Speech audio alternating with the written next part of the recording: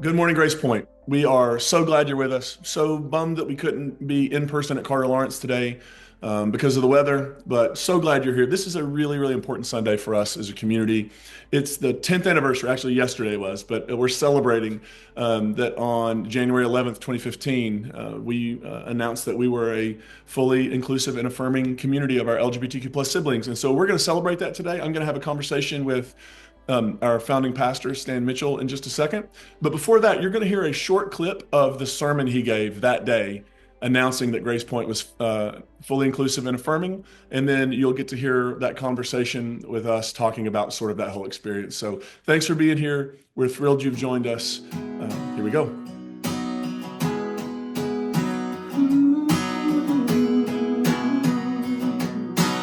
Will you sing this with me? I will sing of your goodness, I will sing of your love.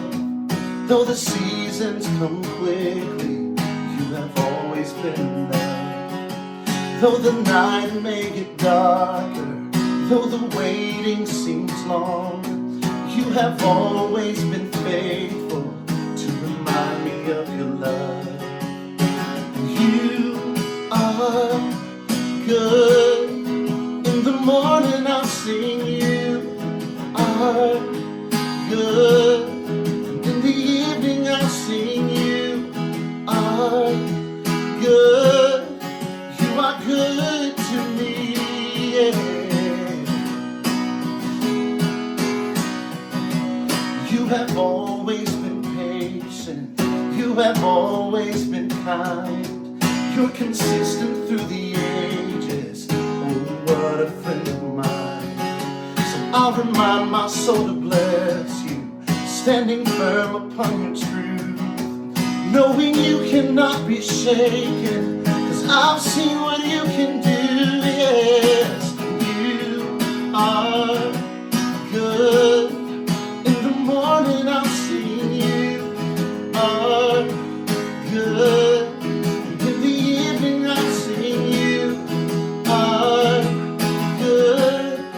You are good to me, yeah. You keep on getting better, you keep on getting better. You keep on getting better, you keep on getting better. Oh yes, you keep on getting better, you keep on getting better. You keep on getting better, you keep on getting better. So we sing, you are good. In the morning I'll sing, you are good. And in the evening I'll sing, you are so good. You are good to me. Oh yes you are.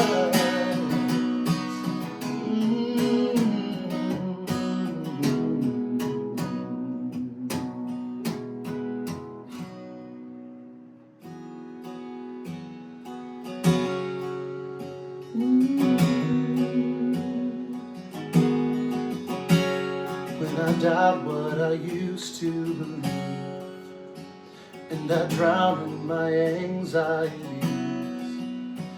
you are here in these waters with me as always. My despair doesn't keep you away, nor my demons, my questions, my pain. Your compassion outlives all my shame as always, always. You're here, closer than the heart in my chest, truer than the thoughts in my head. Even in the shadow of death, I know you're with me.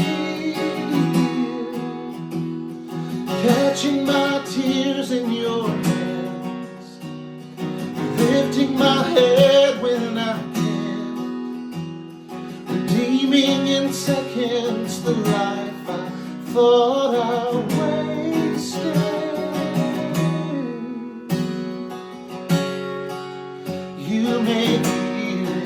out of wasteland.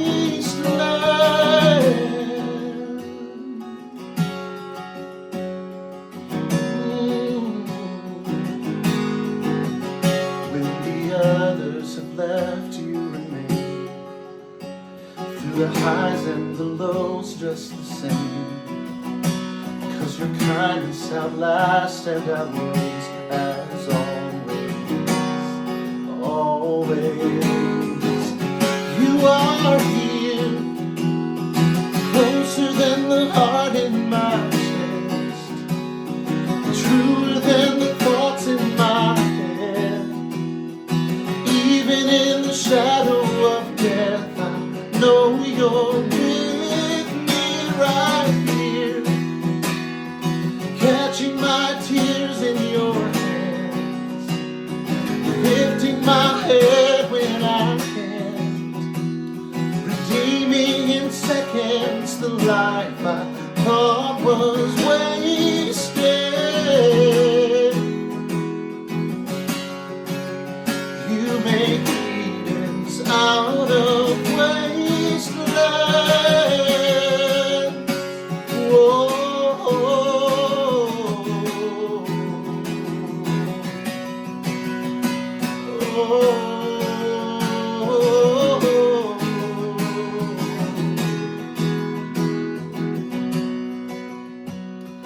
You're redeeming everything, everything, everything. You're redeeming everything, everything, everything. I'll sing that. You're redeeming everything, everything, everything. You're redeeming everything, everything, everything. Oh, you make Edens out of wasteland.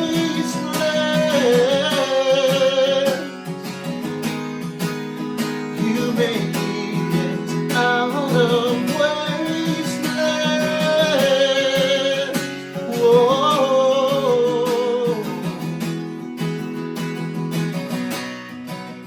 You are here, closer than the heart in my chest, truer than the thoughts in my head.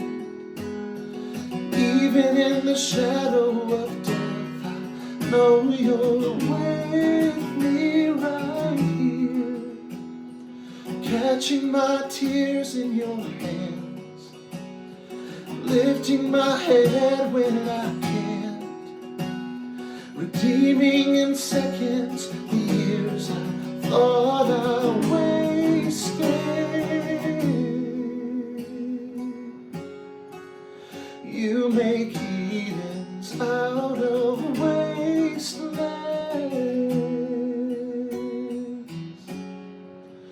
You make Edens out of wastelands. I am sure the conversation has yielded many other things than these, and I'm sure it will yield more yet to come. But I do want to and need to tell you finally today one other result that the conversation has yielded. It has not yielded this result unanimously or exhaustively, but sufficiently. And that is that our position that these siblings of ours, other than heterosexual, our position that these are siblings cannot have the full privileges of membership, but only partial membership has changed.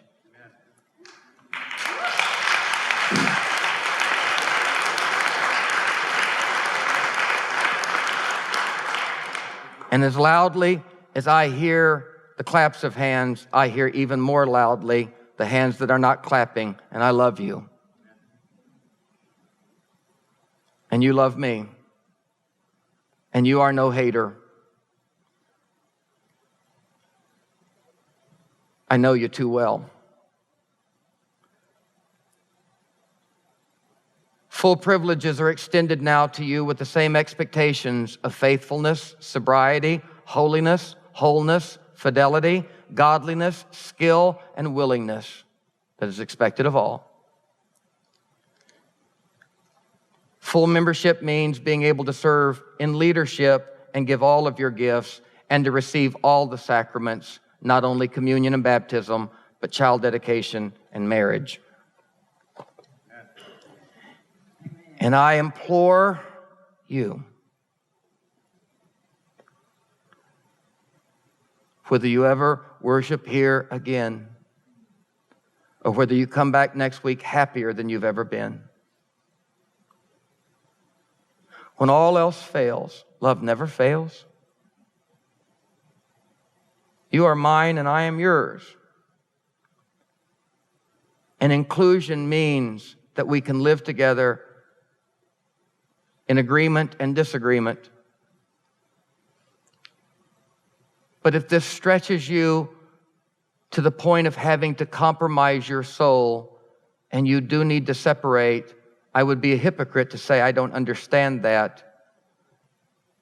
Because conversely, my soul has been stretched to the point that if I do not say what I say today, I cannot be here any longer. And I am not a bully nor a dictator.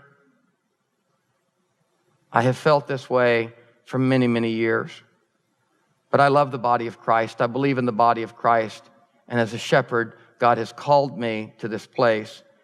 I have done it perfectly. I have done it with failures and frailties along the way. And I am not sure I am right, but I am sure I sense the presence of God, and I know I'm doing my best.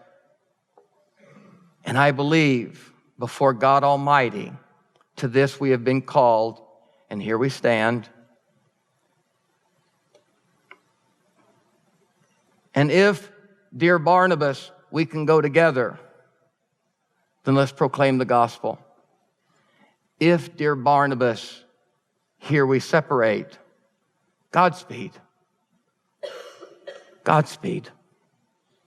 Until we meet again.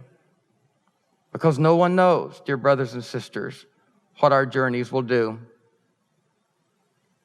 But may we commit to those journeys knowing that the greatest guide is the guide of love.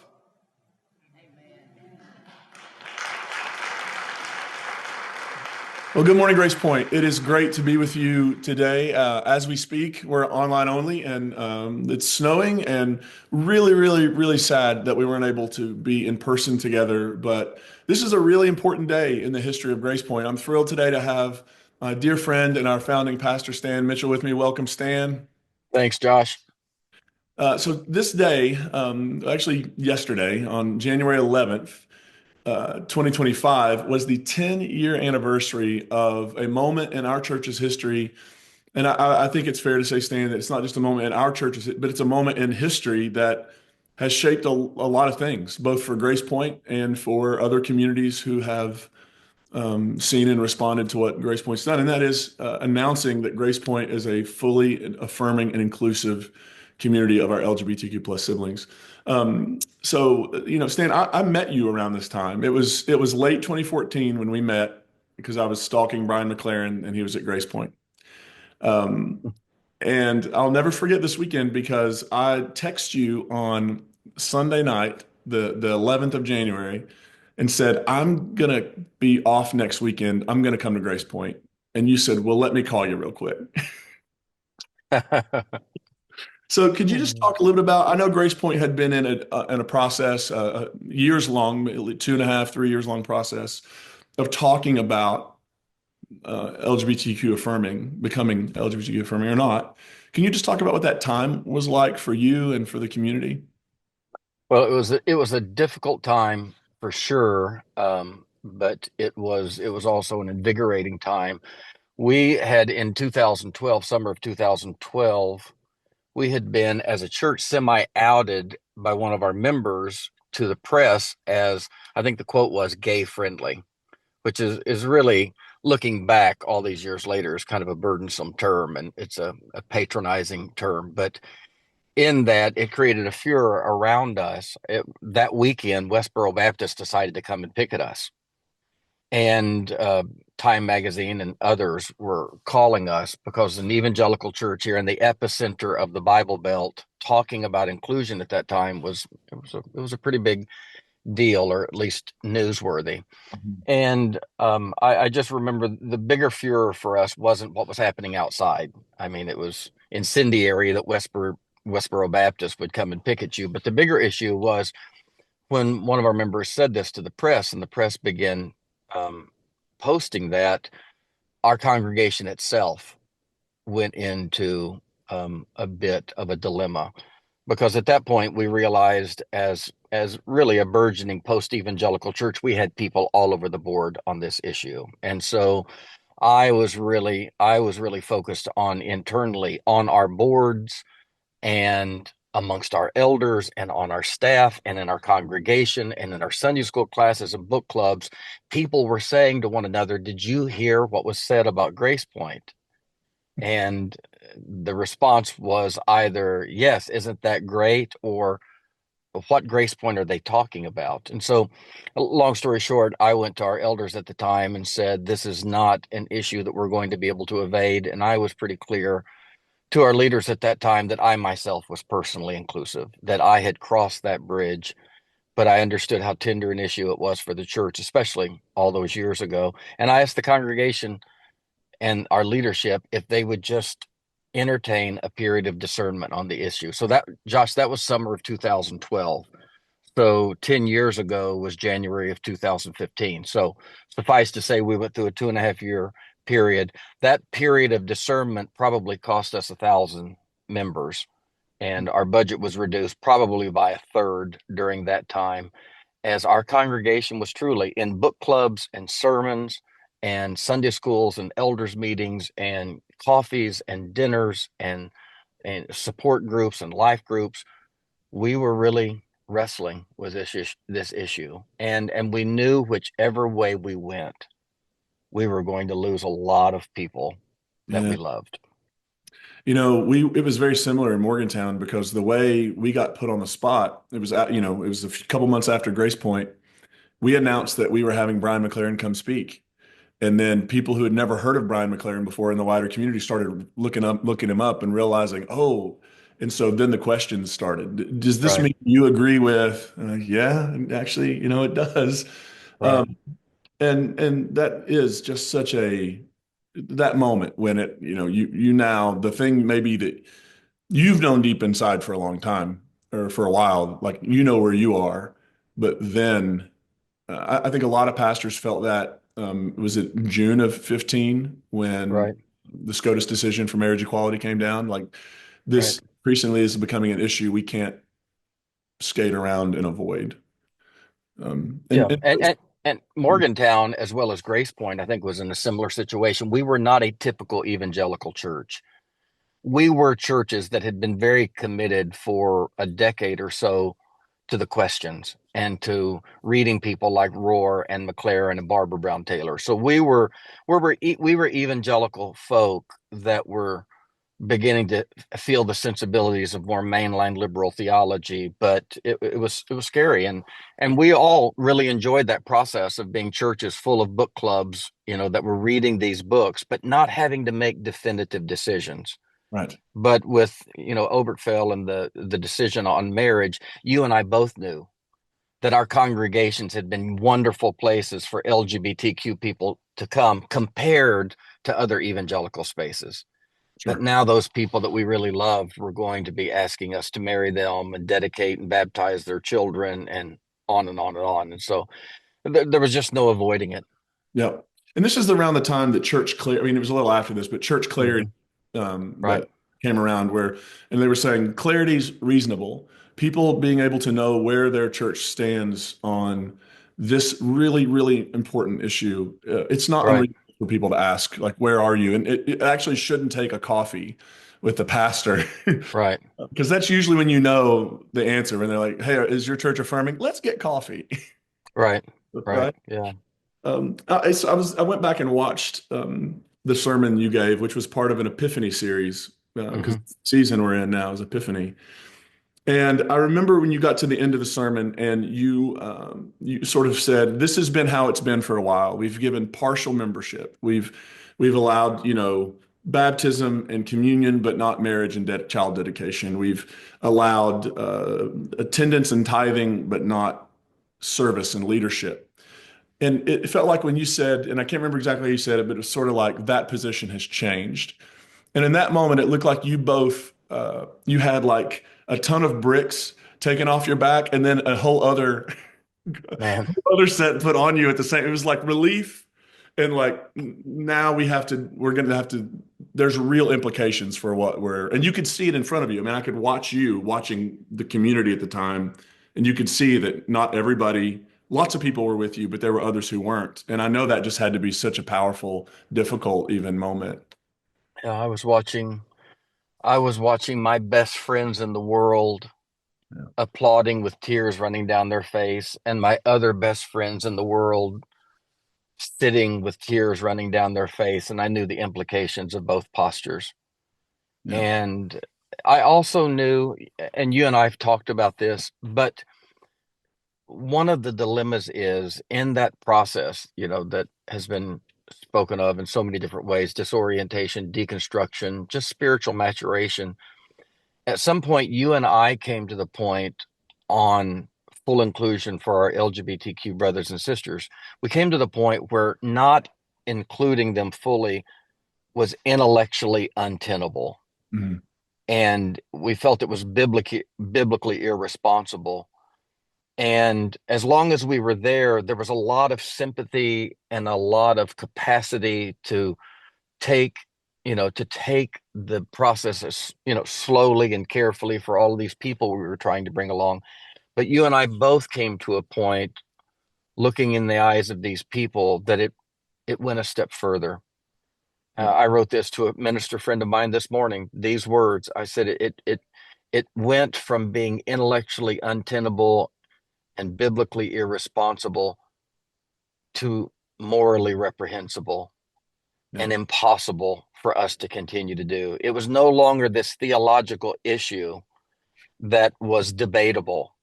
Right. It was a civil rights issue with the severest of moral implications, not on my biblical interpretation, but on my soul. And, once it got to that place of moral responsibility, there was nothing left for us to do except, go forward, even if it cost us our jobs. I mean, there was just no choice at that point. And so, talk a little bit about. I was there the week after, and Mhm. I remember that was MLK weekend. You gave a really incredible sermon about the life and work of King. And there was a community member who was a gay man who had been a part of the community for a long time, but had not been able to sing. And I remember when he got up and sang that Sunday, it was Mhm. just, and me being an outsider and just sort of knowing you and some of the staff at the time, even I felt like this is a watershed kind of, this is like the first practical, we said this last week and we're practically implementing it like it's happening. We're doing this. What was that like? I This entire conversation, I just want to say I keep getting washes of goosebumps.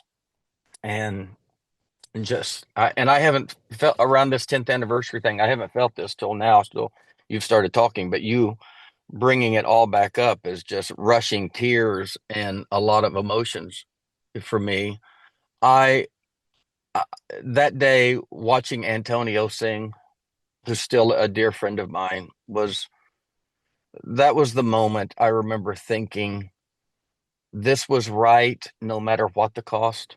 Mm, If the place burns down and we all go home, then this has been the right thing to do, and it will end on his song. I remember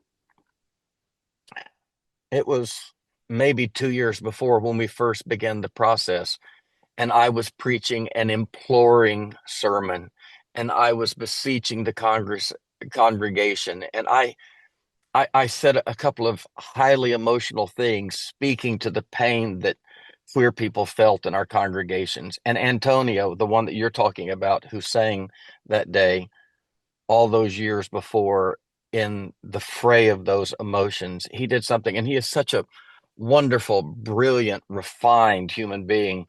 But that day, Josh, he was sitting back in the congregation just to my left, and he erupted in in just a cry, a visceral cry. He could not contain himself.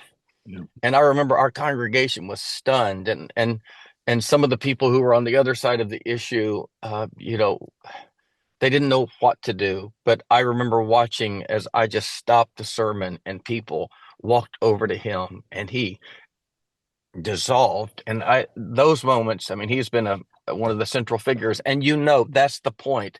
This does not come down to theory or theology or abstracts. This is an incarnational issue. We are exactly where the church was in its earliest days, when they looked at one another and said, we do not have the right to call unclean what God has called clean.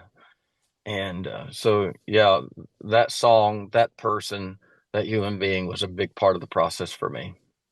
And just thinking about, because one of the things that I'll hear from people now who are not affirming is they'll say, and it always it's a little jarring for me at first, because I don't think they even know what they're implying, but they'll say, I wish if it were up to me, I would include my queer siblings right now. But it's not up to me, it's up to God. And this is what the Bible, and I just think, so what you're telling me is that you, as a human being, have developed more capacity for compassion and love than the God you serve. And I think when we find ourselves in that moment, that's when we need to maybe consider making a change in the way we Yeah. think about God, in the way, because I just don't think God's looking at churches like ours and saying, you're more loving than I am. You need to pull back on that just a little bit. And you and I, again, we've had these conversations, but you and I have always shared a sensibility of sensitivity and compassion for people who still carry a fear-based, restrictive, exclusivistic view of God. Been there. You and I know empathetically what it is to carry that. And we don't look back at those people and immediately view them and assess them as hypocritical or mean or hateful. In the letter that I wrote this morning to a minister friend of mine, I said, this theology and these people and this system toward queer people, it may not be murderous in terms of intent, but it is deadly and negligent. And while this might not be first degree spiritual murder, it is negligent homicide and manslaughter. And so I think the tension that you and I both feel is, we have great compassion for people who are carrying those onerous theologies, and we understand how they can carry those theologies. We get it. And so I work with them every day with great patience. But at the same time, I have begun to resolve, even reflectively looking back at Grace Point's process and, what a difficult process it was for our church. I have resolved peacefully that while I have great compassion and plenty of patience to work with people that are taking those gradations out of fear-based theology, I don't feel bad at all. As a matter of fact, I think it's appropriate if churches and systems that are still promoting those things are shut down. And so I've had plenty of misgivings and thought, maybe I just should have left and started another church and let Grace Point be what Grace Point was. And I don't feel that way now. I don't think one more church needs to exist in the world. And frankly, I don't think a church deserves to exist in the world that is looking at 10, 20, 30% of our population and explaining to them that one of the most beautiful parts of their life is a disappointment to God and maybe even abomination. So I have pastors all the time say, well, you guys went through so much. We're trying to do it more discreetly and wisely so we don't lose the church in the process. Well, we didn't lose the church. Grace Point is a beautiful place that has reinvented itself over, and you're pastoring the church, and I'm a part of the church, and it's lovely. But if that wouldn't have happened, Josh, Yep. no church would have been better than a church that told 5 and 8 and 11-year-old queer children that there was something terribly wrong with them and sent them into the night and under cover and into the closet to despair there. So I think we did the right thing, and I'm happy our church persisted. But even if it hadn't, we did the right thing. I used to say in Morgantown as we were ramping up that if all we had left were a handful of people who were on board and had this vision and this understanding, that I would be okay with that. Yeah. It's worth everything. Now, we didn't get down to a handful, but at times it felt like that's where we were. And there Yeah. were challenges with that. And yet I've lost sleep over things. I've never lost sleep over this. And the question when people are like, well, what if you're wrong? What if something you believe is wrong? Which is also coming from that fear-based understanding of God, Yeah. where everything is just a potential disaster. And I've just resolved and sort of developed a new conviction that says, I know I'm wrong about some things. I know. I don't know what they are. I'd change them. But the thing I'm pretty confident of is that where I'm wrong, it's not because I've wagered too much on God's love. No. Right? Like No. it's not that I've doubled down on and God's going to disappoint me in that. Yeah. Yeah. I so agree. That's well said. So talk a little bit about what were those earliest, we talked about the service the week after, but what were those early days of being and not the only, I mean, I know there are mainline churches that have beaten us, to the punch by decades and decades on this, but to be, a mega church-ish, right? To sort of occupy that evangelical space and to be one of, Eastlake was around this same time, but to be one of only a couple of churches that were publicly, there had to be that sort of weight. But then also, I'm imagining from what I've heard, there were all sorts of people who finally could breathe and were coming to church where they could exist in the fullness of their humanity. What was that like in those early days? That was that was the thing that helped me sleep. That was the thing that got me through.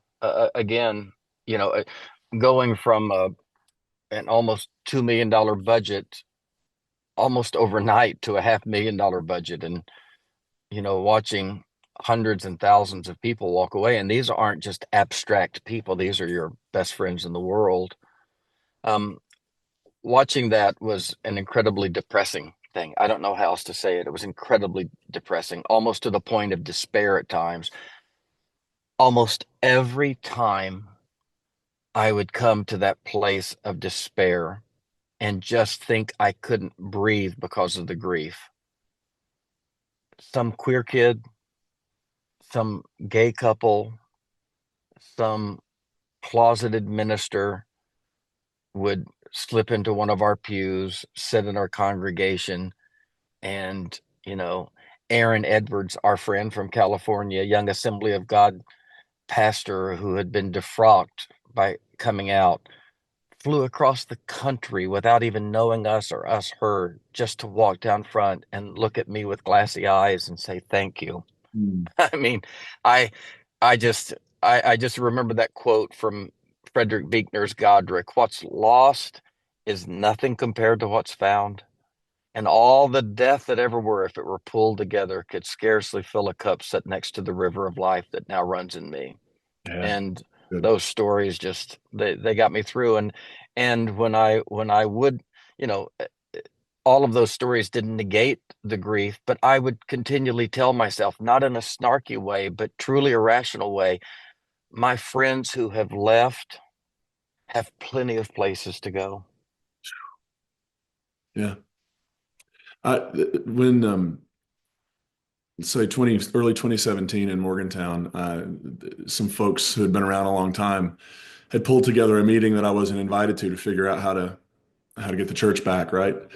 And I'll never forget sitting across from one of them with one of our other leaders, and she outlined for me what I had to do to get them and by implication their money back.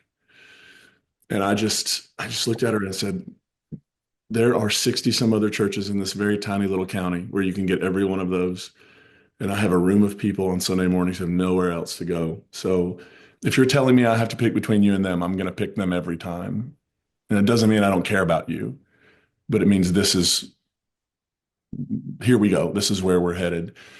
I just never have, I haven't led perfectly in everything I know. That's abundantly Right. clear, but I have no regrets around doubling down on love. No, and you and I both pretty quickly came to realize, that we, we've said this so many different ways, but I can't say it enough.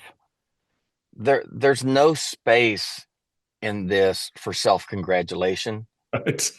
You know, Right. for cishet, white, multiply advantaged guys, it was really appreciable but troubling in the beginning because we were getting awards from HRC and GLAD and PFLAG, and beyond all of the formal awards, we were getting so many thank yous and so many, so much appreciation. And I totally understand where it was coming from.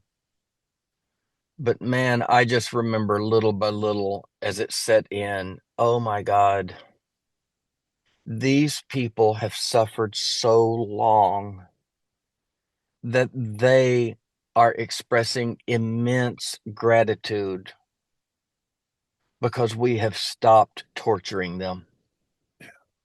They're they're almost turning us into the martyrs and saints when all we have done is stop sinning. Yeah. All we have done is stop being abusive and stop torturing them, albeit unwittingly. And that's when, we began, you and I just begin to, all these little epiphanies begin to come. We haven't done something wonderful. We've stopped doing something awful. Right. You don't release slaves and get a Nobel Peace Prize for that. You don't stop abusing your spouse and get an award. I can't remember, maybe it was Lee Anglin or one of our elders said something that I then took a little farther and developed into a message. But someone in one of our elders meetings said, we haven't invited these people to the Lord's table. We have finally joined them there. Mm, Golly, that hit me like a, a, yeah. a ton of bricks. We've been munching on crackers and drinking grape juice. But if you know anything about the dining habits of Jesus and what we call the Lord's Supper, I mean, the closest thing in Jesus' life to the Lord's Supper wasn't what he and his disciples did just before he died. It was all the meals that he had with the people that the religious told him he shouldn't be with. That was the Lord's Supper. We finally we finally brought our church to the Lord's table with LGBTQ people. So that was one of the huge epiphanies because coming out of it, you did feel this kind of unwitting sense of self-congratulation that we had really done so, and we were being brave and we were being courageous. I am not that brave and courageous of a person. I'm just not. I'm not a chicken, but I'm not Joan of Arc. I didn't do this because of bravery. I didn't do this because of rare virtue. I did this because somewhere between an angel and a demon, I've generally always tried to be a decent human being, and this just came down to basic decency, not moral superiority. This did not make us shining stars. This was just I it wasn't a matter of trying to be courageous. It was a matter of being able to live with myself. I was just about to say it was actually just fighting for your life, being able to look Yeah. yourself in the mirror and think in a decade, I'm going to look myself in the mirror in the morning and am I going to want to look at the person who knew what was right and knew the truth Yep. on this and instead Yep. continued harming people? And Josh, I've never said this before, but this makes me reflective on my own life. I had people even after, taking advantage of my vulnerability because I was very vulnerable, and I had people saying, you know what, you were a middling evangelical pastor at midlife, watching your career beginning to flag. And so you did this because it gave you a new venue and you were trying to find success somewhere because you were, and godly, I thought, is that what I was doing? I mean, I was so full of self-doubt. I was like Velcro for anybody's shame. I thought maybe so. But then I realized, no, the measure of truth in that is my personal vocational life and ministry was flagging. And it wasn't going up and to the right anymore, Josh. But I'll tell you, one of the main reasons is because I had lost my heart and any sense of conviction and zeal for the place that I was. And my ministry wasn't flagging because I had lost my skills or my sincerity. My ministry was flagging and beginning to ebb. My vocational prowess was ebbing because I wasn't good at it anymore, Mm. because I couldn't be good at something. I had always, whatever engine and horsepower I had, the high octane fuel was always my own sincerity and my own belief in all of this stuff. And then standing up in the pulpit and trying to preach things loud enough and long enough to make yourself believe it, it's just not a recipe for success. So I agree. It was struggling, but there were reasons. Yeah, and I mean, I think most of us who a decade or so ago were making these sorts of decisions and moves felt like every week giving sermons out of a divided self. Like I'm not saying the thing I want to say. I'm not saying the thing Right. I need to say. I'm not saying the thing that if I don't say it, my head's going to explode. I'm just trying Yeah. to keep together something that may not need to be kept together if it can't make this journey, to your point Yeah. earlier. Um, one of the things we're very fortunate as a community, well, many things, but are all the folks who came along and joined you in the last decade to keep Grace Point alive and moving forward and flourishing. And just so much gratitude for that. So much gratitude that you are involved in the life of the community and that you're around for these sorts of things, for sermons, for advice. So grateful. I wonder what it's like for you a decade later to be part of Grace Point, and to see where we are, and so sort of how you are experiencing the present, and then maybe let's talk a little bit about future dreams. Yeah. I think one of the lovely things about Grace Point that I so appreciate, and I'm in churches every weekend and really wonderful churches, but one of the things that I see us doing well that you know, I'm I'm thankful for is we are still very, very committed more than ever to LGBTQ inclusion. But there's this lovely balance at a church now that is in 10 years to inclusion that we don't speak of it that much anymore. We speak of it appropriately because it's still a major issue in our society, but we don't speak of it in ways that are kind of dripping with patronizing sentiments and self-gratification. It's almost like it's like, you know, we don't talk every week about the fact that we believe in women's ordination. We don't talk about the fact anymore that we're not racist. We don't talk about the fact. It's like it has become such an incarnational part of Grace Point's life, very much in the bedrock of our substance, but it's just something we don't have to talk about because we actually live out. And I think in living it out, the sensitivity that I see from Grace Point is not a forgetfulness, but it's like this awareness that our congregation lives with of what else are we missing? There's no sense of smug satisfaction that we just got to the top of the mountain of justice on that issue. Our sense at Grace Point is, gosh, this has probably barely scratched the surface. And what other things are we even now blind to the way we were this 15 years ago? And so in that, I think LGBTQ inclusion has done a wonderful thing to the fabric of our congregation because it hasn't yielded haughtiness as much as it's yielded this kind of robust modesty and humility that what's next? Where are Yeah. we missing it now? Yeah. I think that's exactly right. And,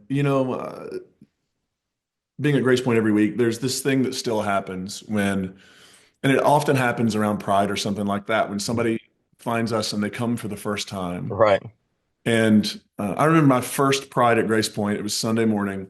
We were playing at the time we had this bumper video that opened the gatherings, and we had several folks who came from Pride, and they were sitting toward the back and just weeping during this introductory video. And I said, I wonder what's going on. And somebody looked at me and said, this is the first time they've ever sat inside a church and were told and heard a positive message about who Right. they were from the front. Right. And you would think 10 years on, well, it's happening every single week still. People Right. and are being reminded or maybe told for the first time that they belong.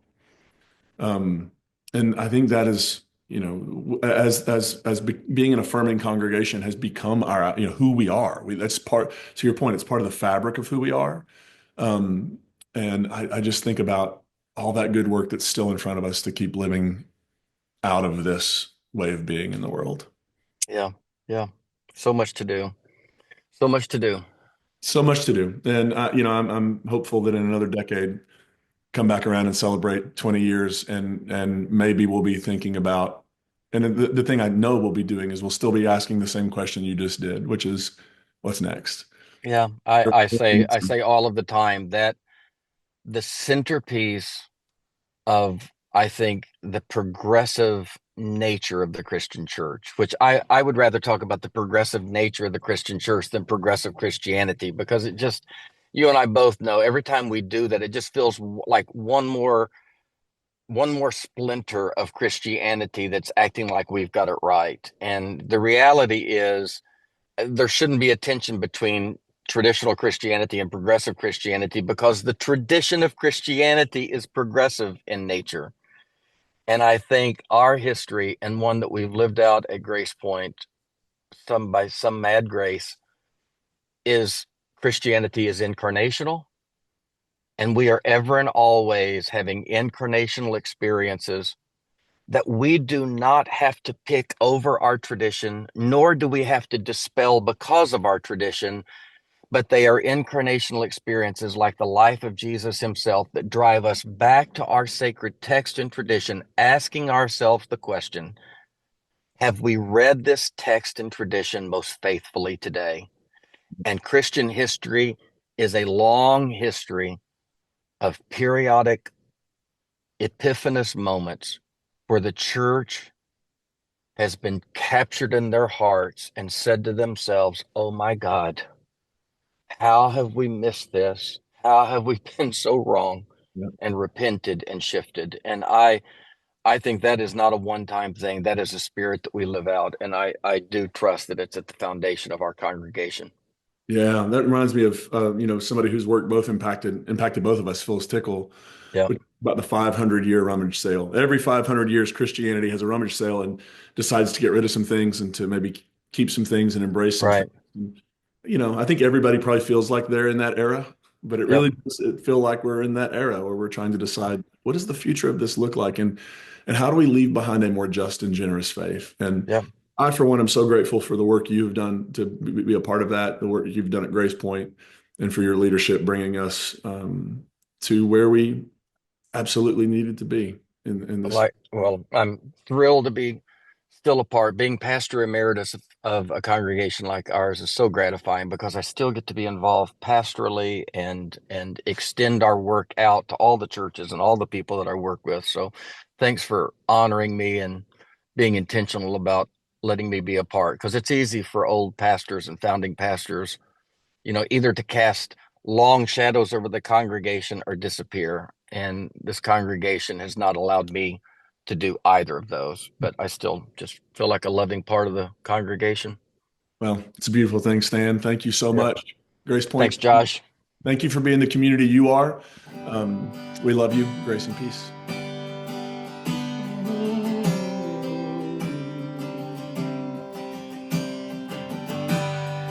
Have you been told you're a sinner? Have you been made to believe life is some kind of problem that has to be fixed or redeemed. Oh,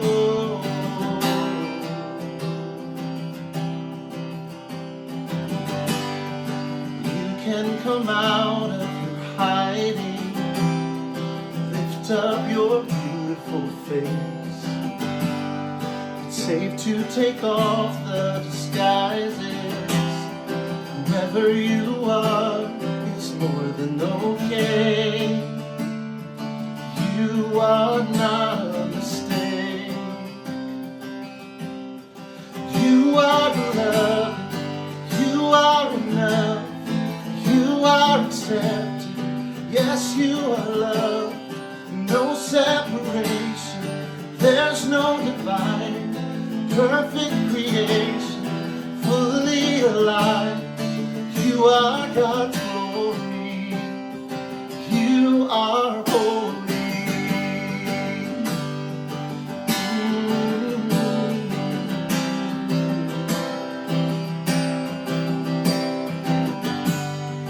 Now there is no condemnation. There never was, it's true. So let go of your hesitations. There's nothing to earn, there's nothing to lose. You have nothing to prove. 'Cause you are beloved, you are enough, you are accepted. Yes, you are loved, no separation. There's no divide, perfect creation, fully alive.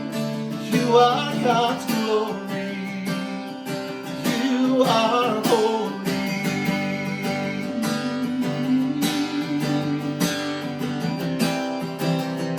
Yes, you are holy.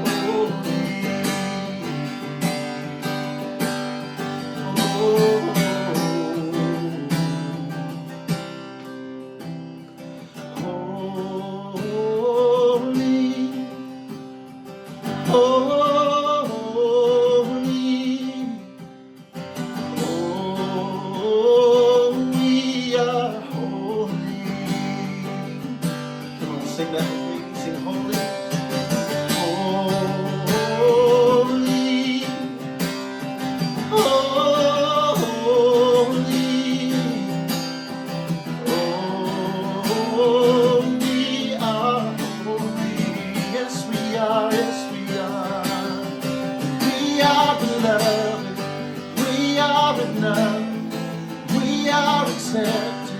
Yes, we are loved, no separation, there's no divide, perfect creation, fully alive. We are God's glory, we are holy. Oh yes, we are holy.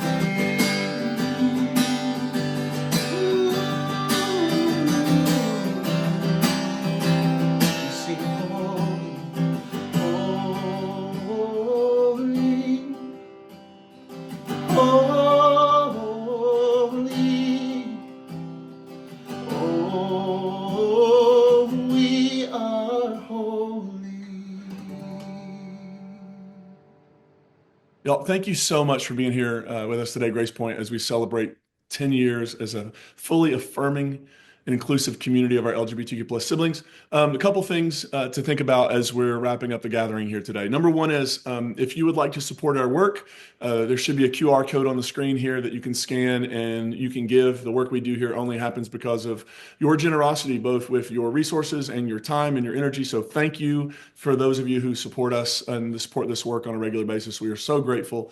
And if you find our work meaningful, we'd love to invite you to join that process as well. And then next weekend is the weekend of the 19th of January. On that particular Sunday, it's the day before the inauguration of the next president, Donald Trump. It's also Martin Luther King Jr. weekend.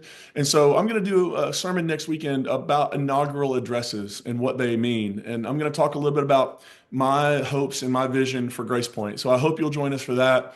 Then the next day on the 21st, we're going to have a day of service, and there's going to be a QR code on the screen that you can scan, and you can register for that as well. That way we can get you all the details. We're waiting to see how many people we have before we commit to exactly how many projects we'll do. But if you let us know you're interested, then we can get some things going, and we would love to have you be a part of that. So thanks so much for joining us, Grace Point. We love you. Grace and peace be with you.